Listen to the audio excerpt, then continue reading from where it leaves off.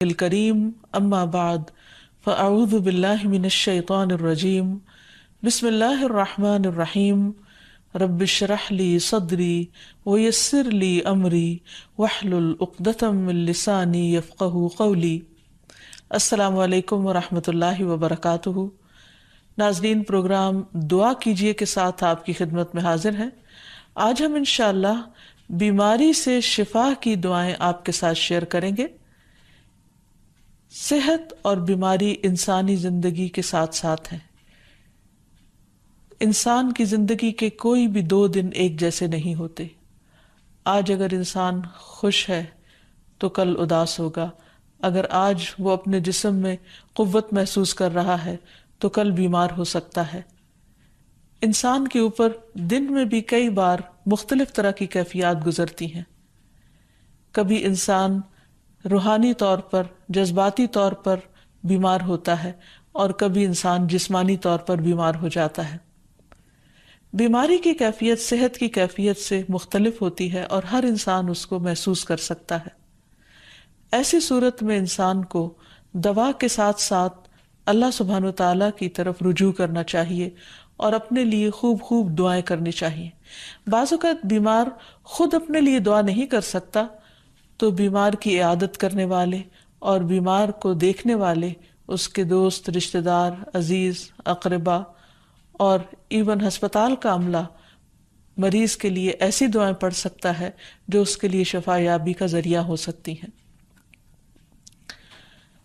تو بات یہ ہے کہ انسان ہر حال میں اپنے رب کا محتاج ہے اور اسے اپنی ہر ضرورت کے لیے اپنے رب کی طرف رجوع کرنا چاہیے، اور خصوصاً قبولیت کے مواقع پر۔ رات کا پچھلا پہر اس کے لیے بہت مناسب ہے، جب اللہ سبحانہ وتعالیٰ بندوں کو پکارتے ہیں کہ ہے کوئی جو مجھ سے دعا کرے تو میں اس کی دعا قبول کر لوں، ہے کوئی جو مجھ سے سوال کرے تو میں اس کو جواب دوں، ہے کوئی جو مجھ سے استغفار کرے تو میں اس کو بخش دوں۔ تو جب انسان بیمار ہو، اور خصوصاً اگر ایسی بیماری کا شکار ہو کہ جس میں بظاہر شفا کی کوئی امید نہ ہو، تو اسے اور بھی زیادہ خشوع و خضوع کے ساتھ اور ایسے اوقات میں اللہ تعالیٰ کی طرف رجوع کرنا چاہیے کہ جلد از جلد صحت یابی ہو سکے۔ اور اس سلسلے میں کبھی بھی انسان کو اللہ تعالیٰ سے مایوس نہیں ہونا چاہیے۔ پھر یہ بات یاد رہے کہ جب انسان دعا کرے تو اس سے پہلے اللہ سبحانہ وتعالیٰ کی تعریف کے کلمات کہنا نہ بھولے۔ تو آئیے آج ہم آپ کو دعا کرنے سے پہلے کچھ نئے کلمات بتائیں گے جو اللہ سبحانہ وتعالیٰ کی حمد و ثنا پر مبنی ہے۔ ربنا لک الحمد ملء السماوات والارض وملء ما شئت من شیء بعد اہل الثناء والمجد احق ما قال العبد وكلنا لك عبد اللهم لا مانع لما اعطيت ولا معطي لما منعت ولا ينفع ذا الجد منك الجد۔ اے ہمارے رب، تمام تعریفیں تیرے ہی لیے ہیں جن سے آسمان اور زمین بھر جائیں،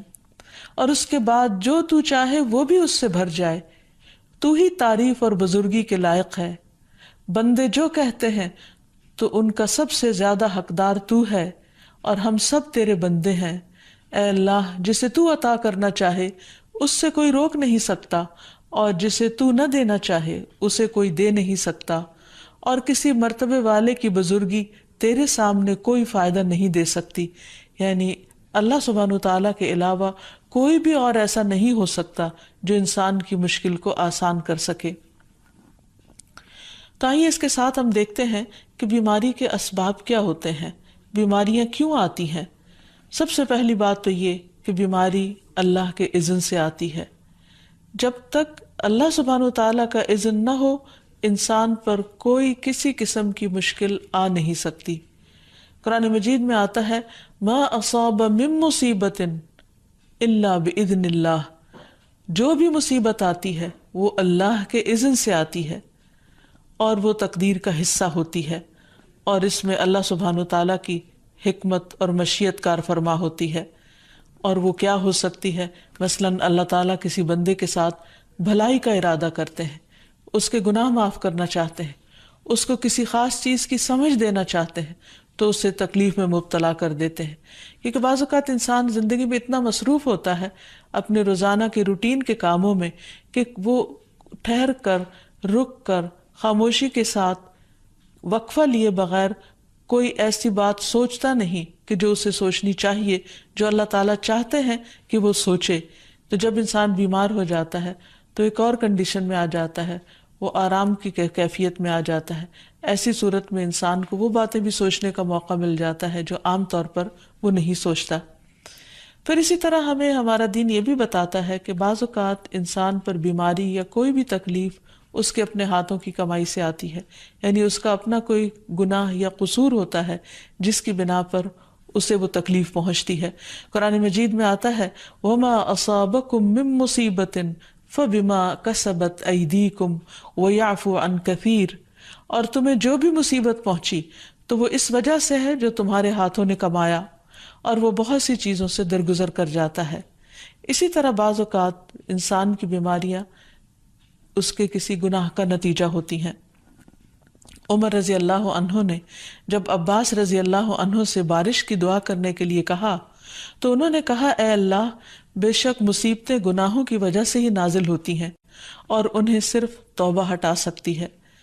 پھر اسی طرح ایک اور روایت میں آتا ہے رسول اللہ صلی اللہ علیہ وسلم نے فرمایا جب بھی کسی رگ یا آنکھ کو نقصان پہنچتا ہے تو وہ کسی نہ کسی گناہ کی وجہ سے ہوتا ہے، لیکن جو تکالیف اللہ تعالیٰ ویسے ہی ٹالتا رہتا ہے وہ کہیں زیادہ ہو جاتی ہیں۔ پھر اسی طرح بعض بیماریاں انسانوں کے اعلانیہ گناہوں کی وجہ سے بھی ہوتی ہیں، جیسا کہ ایک حدیث میں آتا ہے جب کسی قوم میں بدکاری عام ہو جاتی ہے اور وہ اعلانیہ اس کا ارتکاب کرتے ہیں تو ان میں طاعون اور ایسی مختلف بیماریاں پھیل جاتی ہیں جو کہ ان سے پہلے گزرے ہوئے لوگوں میں نہ تھی۔ ابو امامہ باہلی سے روایت ہے کہ نبی صلی اللہ علیہ وسلم نے فرمایا جس بندے کو بھی بیماری سے پچھاڑ دیا گیا ہو تو اللہ تعالیٰ اسے جب بیماری سے اٹھاتا ہے تو وہ پاک ہوتا ہے۔ تو یہ ایک حقیقت ہے کہ انسان کے گناہ اس کے لیے مشکلات کا سبب بنتے ہیں۔ امام ابن القیم الجوزیہ لکھتے ہیں، ان کی ایک مشہور کتاب ہے الداء والدواء، بیماریاں اور علاج، اس میں وہ کہتے ہیں کہ کوئی بھی گناہ ایسا نہیں کہ جس کے اثرات نہ ہوں۔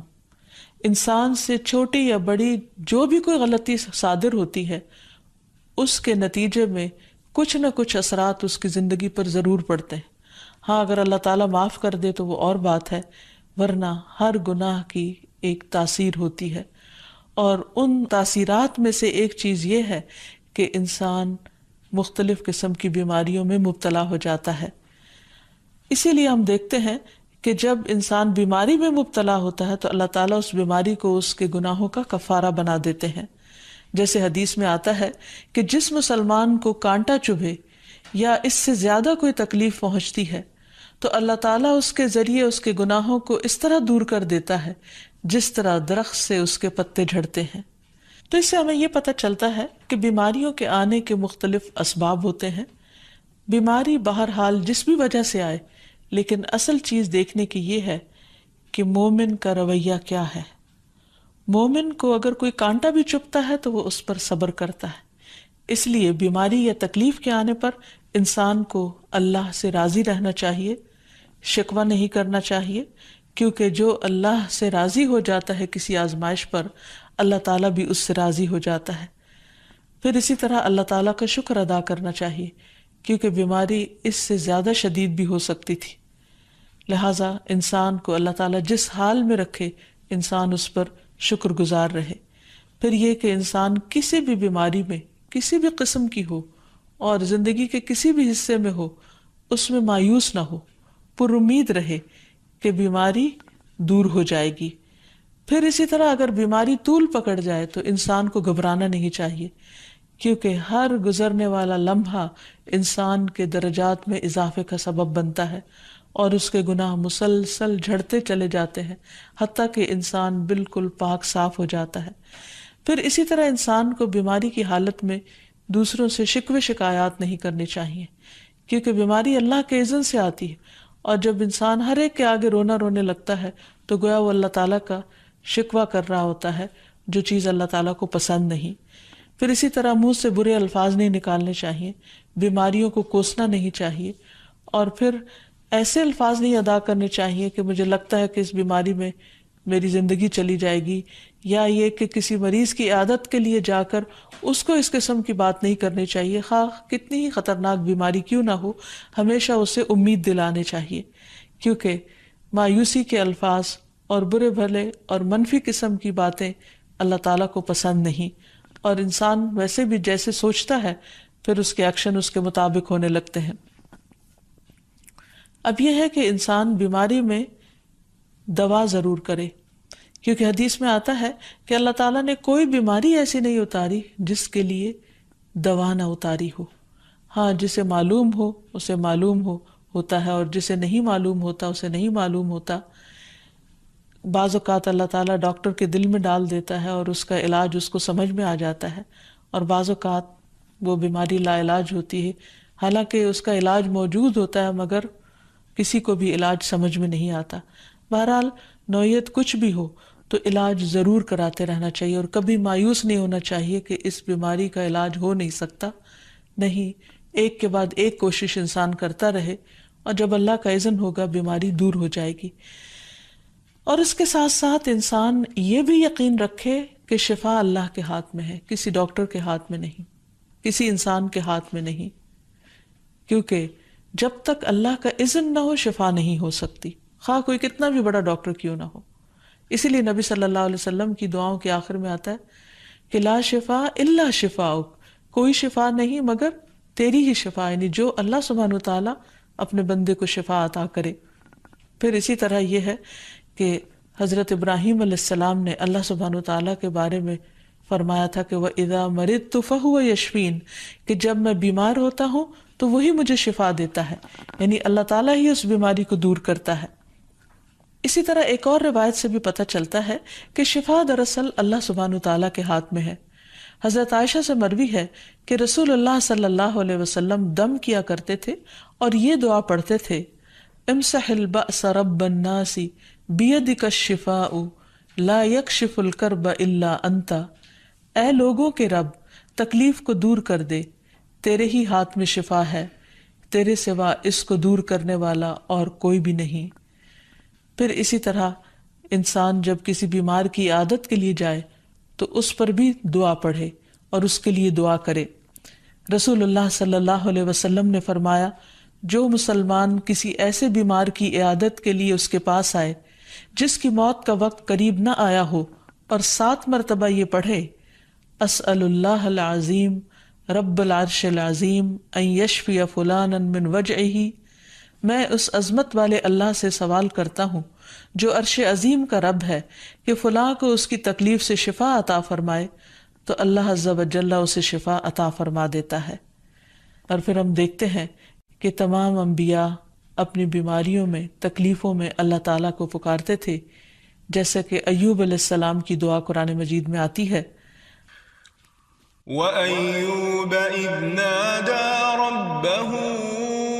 أَنِّي مَسَّنِيَ الضُّرُّ وَأَنْتَ أَرْحَمُ الرَّاحِمِينَ فَاسْتَجَبْنَا لَهُ فَكَشَفْنَا مَا بِهِ مِنْ ضُرٍّ وَآتَيْنَاهُ أَهْلَهُ وَمِثْلَهُمْ مَعَهُمْ رَحْمَةً مِنْ عِنْدِنَا وَذِكْرَى لِلْعَابِدِينَ۔ اور ایوب جب اس نے اپنے رب کو پکارا کہ بے شک مجھے تکلیف پہنچی ہے اور تو رحم کرنے والوں میں سب سے زیادہ رحم کرنے والا ہے، تو ہم نے اس کی دعا قبول کر لی، پس اسے جو بھی تکلیف تھی اسے دور کر دیا، اور اسے اس کے گھر والے اور ان کے ساتھ ان کی مثل اور عطا کر دیے اپنے پاس سے رحمت کے لیے اور ان لوگوں کی یاد دہانی کے لیے جو عبادت کرنے والے ہیں۔ اسی طرح رسول اللہ صلی اللہ علیہ وسلم نے ایک اور موقع پر ایک صحابی عثمان بن ابی عاص الثقفی کو ایک دعا سکھائی۔ جب وہ نبی صلی اللہ علیہ وسلم کے پاس حاضر ہوئے، وہ کہتے ہیں مجھے اتنی تکلیف تھی کہ قریب تھا کہ وہ مجھے ہلاک کر دیتی، تو نبی صلی اللہ علیہ وسلم نے مجھے فرمایا اس درد کی جگہ پر اپنا دایاں ہاتھ رکھو اور 7 مرتبہ کہو بسم اللہ اعوذ بعزت اللہ وقدرتہ من شر ما اجد واحاذر، اللہ کے نام کے ساتھ میں پناہ مانگتا ہوں اللہ کی عزت کی اور اس کی قدرت کی اس شر سے جو میں محسوس کرتا ہوں، یعنی اس تکلیف سے بچنے کے لیے جو مجھے محسوس ہو رہی ہے اور جس سے میں خوف محسوس کرتا ہوں۔ عثمان کہتے ہیں کہ جب میں نے یہ پڑھا تو اللہ سبحانہ وتعالیٰ نے مجھے شفا عطا کر دی۔ پھر اسی طرح ہر بیماری سے شفا کی دعا نبی صلی اللہ علیہ وسلم نے سکھائی۔ عبداللہ بن عباس سے مروی ہے کہ نبی اکرم صلی اللہ علیہ وسلم نے فرمایا، جب کوئی شخص کسی ایسے مریض کی عیادت کرے جس کی موت کا وقت ابھی قریب نہ آیا ہو اور اس کے پاس 7 مرتبہ یہ دعا پڑھے، اسأل اللہ العظیم رب العرش العظیم ان یشفیک، میں عظمت والے اللہ جو عرش عظیم کا رب ہے اس سے دعا کرتا ہوں کہ وہ تمہیں شفا عطا کرے، تو اللہ تعالیٰ اسے اس مرض سے شفا عطا کر دے گا۔ پھر اسی طرح نبی صلی اللہ علیہ وسلم اگر کسی کو کوئی پھوڑا بنسی ہوتی تو اپنے لعاب دہن کے ساتھ زمین کی مٹی تھوڑی سی لے کر اس درد تکلیف والی جگہ پر لگاتے تو اس سے بھی شفا ہوتی۔ حضرت عائشہ کہتی ہیں کہ جب کسی انسان کے عضو میں کوئی تکلیف ہوتی، پھوڑا یا زخم ہوتا، تو نبی صلی اللہ علیہ وسلم اپنی انگلی اس طرح رکھتے، اور سفیان جو راوی ہیں انہوں نے اپنی شہادت کی انگلی زمین پر رکھی، پھر اسے اٹھا کر فرمایا بسم اللہ تربت اردنا بریقت بعدنا لیشفى به سقیمنا باذن ربنا، اللہ کے نام کے ساتھ ہماری زمین کی مٹی ہمارے رب کے حکم سے ہم میں سے بعض کے تھوک کے ساتھ ہمارے بیمار کو شفا دی جائے۔ یعنی لعاب دہن کا اپنا ایک اثر ہوتا ہے، اور لعاب دہن جو ہے ایک طرح سے دوا کا کام کرتا ہے، اور اللہ کا نام لے کر جب لعاب دہن لگایا جائے تو شفا ہوتی ہے۔ جیسے کہ ایک اور موقع پر نبی صلی اللہ علیہ وسلم نے ایک جلے ہوئے مریض کے اوپر یہی دعا پڑھ کر لعاب دہن لگایا تو اللہ تعالیٰ نے اس مریض کو شفا یاب کر دیا، اور وہ دعا تھی اذہب البأس رب الناس واشف انت الشافی لا شفاء الا شفاؤک شفاء لا یغادر سقما۔ پھر اسی طرح ایک موقع پر ایک قبیلے کے سردار کو جب بچھو نے کاٹ لیا اور اس کے جسم میں زہر پھیل گیا تو ایک صحابی نے سورۃ الفاتحہ پڑھ کر اس پر دم کیا تو اس سے اس کو شفا ہو گئی، اور یہ بات جب نبی صلی اللہ علیہ وسلم کو بتائی گئی تو آپ اس پر خوش ہوئے۔ اور سورۃ فاتحہ سب لوگوں کو آتی ہے، اسی لیے اس کا نام سورۃ الشفا بھی ہے، کیونکہ یہ بیماری میں بطور علاج پڑھی جاتی ہے مریض پر، مریض خود بھی پڑھ سکتا ہے اور اس کے اٹینڈنٹس بھی اس پر پڑھ سکتے ہیں۔ حضرت علی رضی اللہ تعالیٰ عنہ کہتے ہیں کہ نبی صلی اللہ علیہ وسلم کو بچھو نے ڈس لیا اور آپ نماز پڑھ رہے تھے۔ جب آپ نماز سے فارغ ہوئے تو آپ نے فرمایا اللہ تعالیٰ بچھو پر لعنت کرے، یہ نہ نمازی کو چھوڑتا ہے نہ کسی اور کو۔ پھر آپ نے پانی اور نمک منگوایا، آپ اس پر ملتے جا رہے تھے اور یہ صورتیں پڑھ رہے تھے قل یا ایھا الکافرون وقل اعوذ برب الفلق اور قل اعوذ برب الناس، تو یہ بھی ایسے مواقع پر پڑھی جا سکتی ہیں۔ پھر اسی طرح یہ ہے کہ اگر کسی بھی دوا یا دعا سے مریض صحت یاب نہ ہو رہا ہو، اس کی تکلیف کم نہ ہو رہی ہو، تو بھی موت نہیں مانگنی چاہیے، کیونکہ مومن کے لیے زندگی ایک بہت بڑی نعمت ہے۔ وہ جس بھی حال میں گزرے، بہرحال وہ اسے آخرت کمانے کا ذریعہ بنا سکتا ہے۔ یعنی اگر وہ تکلیف میں اس کی زندگی گزر رہی ہے اور اس پر وہ صبر کر رہا ہے اور اللہ کو یاد کر رہا ہے تو اس کے بے پناہ درجات بلند ہونے کا ذریعہ ہے۔ یعنی یہ بیماری اس کے لیے بلندی درجات کا ذریعہ بن جاتی ہے، اس لیے کبھی بھی موت نہیں مانگنی چاہیے۔ ہاں اگر تکلیف حد سے بڑھ جائے تو انسان یہ دعا مانگ سکتا ہے اللہم احینی ما کانت الحیات خیرا لی وتوفنی اذا کانت الوفات خیرا لی، اے اللہ جب تک میرے لیے زندگی بہتر ہو مجھے زندہ رکھ، اور جب میرے لیے وفات بہتر ہو تو مجھے وفات دے دے۔ تو اللہ تعالیٰ سے دعا ہے کہ اللہ تعالیٰ تمام بیماروں کو صحت اور شفا عطا فرمائے،